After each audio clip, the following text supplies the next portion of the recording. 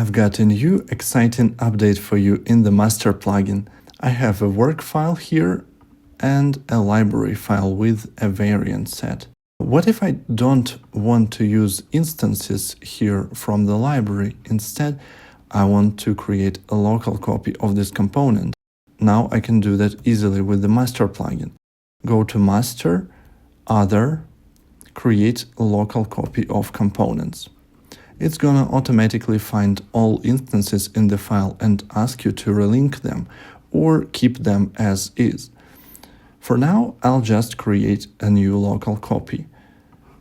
As you can see, it can easily do that, and all of the instances stayed linked to the library.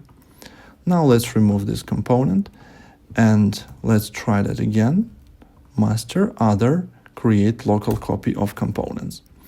Now I will link all of them to this new component and look at this. Now they are all linked to this component. The second new feature allows you to quickly link all of the instances in the file to the target component in bulk.